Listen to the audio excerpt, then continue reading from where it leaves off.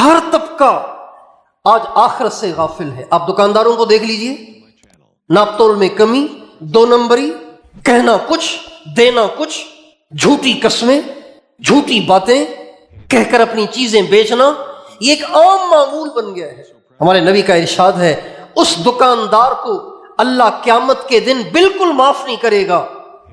اس دکاندار کو اللہ تعالیٰ قیامت کے دن بالکل معاف نہیں کرے گا جو جھوٹی قسم کھا کر چیزیں بیچتا ہے.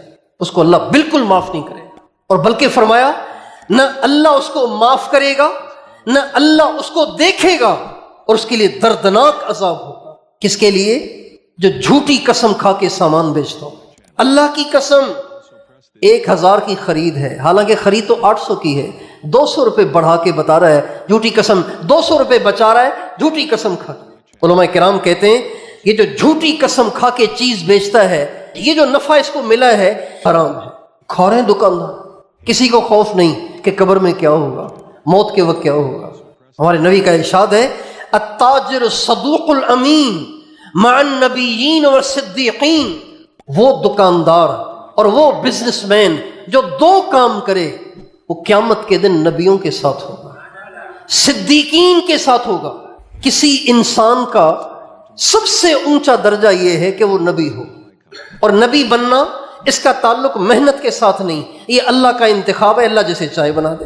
اور نبوت کے بعد سب سے اونچا درجہ وہ ہے صدیقیت کا. وہ کس کا درجہ ہے؟ صدیقیت کا.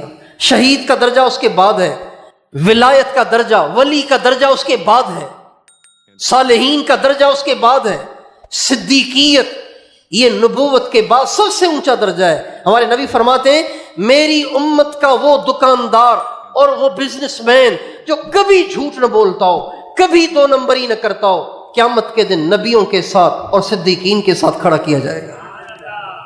کتنی بڑی بات ہے. اچھا، کسی چھوٹے عمل پہ بڑا انعام اس وقت ملتا ہے جب وہ چھوٹا عمل مشکل ہو. آسان ہو تو نہیں ملتا.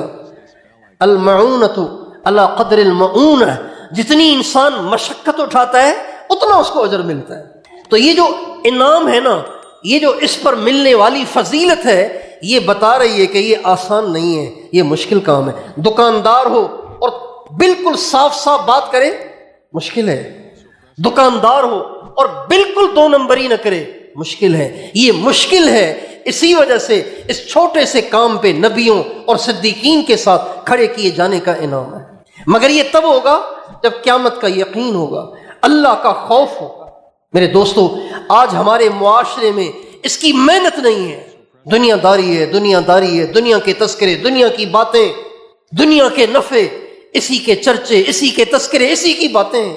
اس لیے یہ ہم سب کی اولین ذمہ داری ہے کہ ہم اپنے معاشرے پر ایسی محنت کریں، ایسی جد و جہد کریں، ایسی کوشش کریں کہ پورے معاشرے میں خدا خوفی آ جائے.